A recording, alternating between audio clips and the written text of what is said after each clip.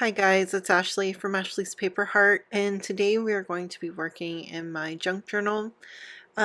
This spread is actually, I believe, from Junk Journal July. Yes, I know I am like inevitably always behind on releasing videos, but I feel like it's still relevant because even without the prompt, I really enjoyed this spread, and it was probably something that I would have done on my own anyway.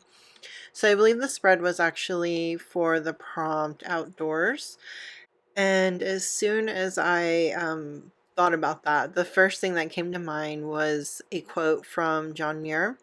And so that is actually the quote that I am sticking into the middle of the page. I hand lettered that. I did that off of camera because I am not the best hand letterer. And I also am extremely self-conscious about my lettering ability and skills. So I didn't want to like struggle trying to get that on there. That's also why like typically if I'm doing like hand lettering in a junk journal, I don't typically do it on the page. I'll do it on a separate piece of paper just in case if I like really mess up, which inevitably I almost always do, at least for the first try. I can just, toss the piece of paper instead of like having a big spot on my spread that I'm gonna have to cover up because I messed up the lettering.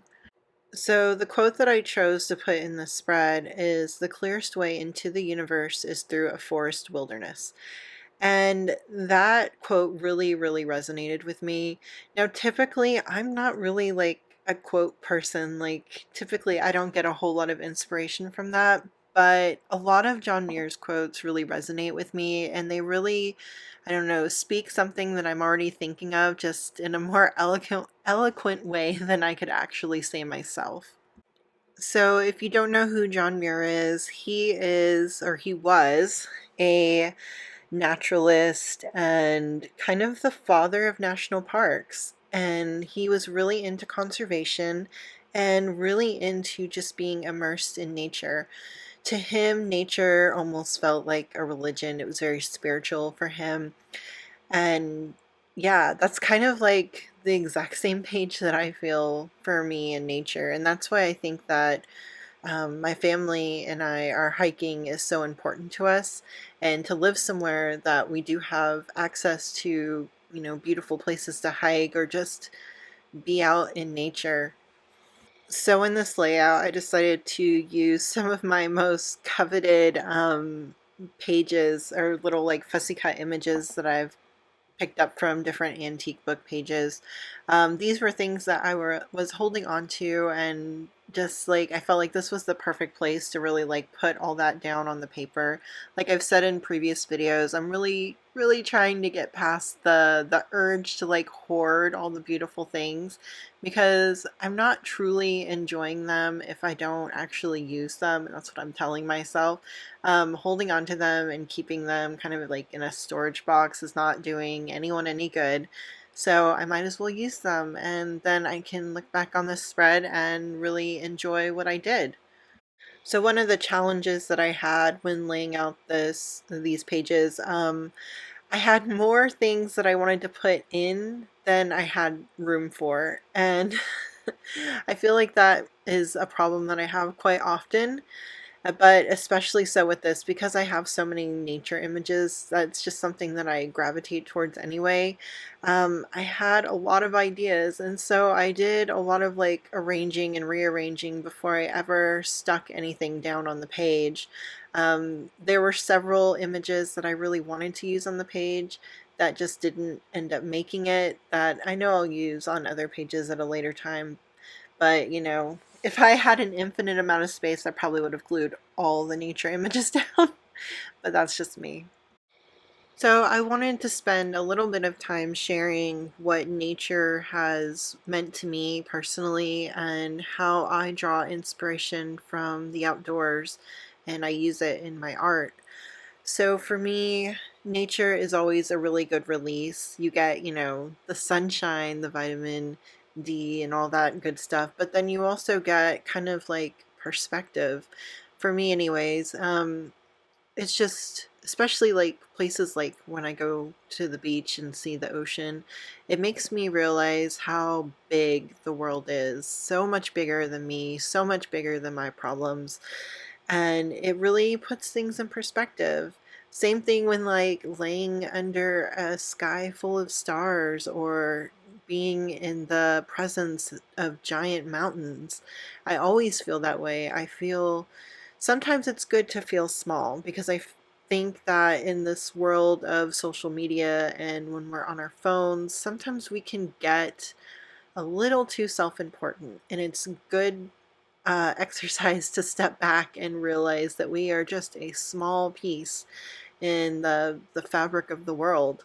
So that's kind of like what nature means to me. It's always calming, and I really enjoy watching birds and animals when we're out. I love the variety of birds that we have here in Southern California. And when we took our trip up to the mountains, I loved watching the different birds up there. Like, we don't get a lot of bluebirds down here, but there were a ton up in the mountains. And just seeing how the landscape changes. It's just, this world is so diverse and so amazing.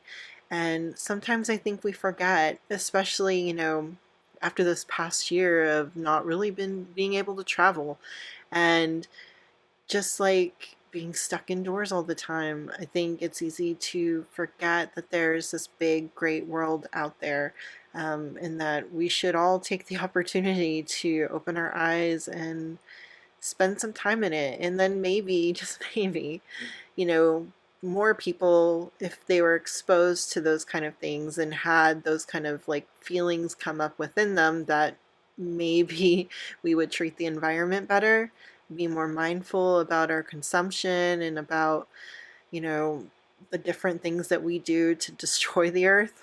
So, yeah, that's me and my little soapbox for a minute, but it's something that I do want to protect. And I believe John Muir was in the same boat as that. He wanted to protect the lands, and that's why he was pushing so hard for the protection that a national park would give the Sierra Nevadas.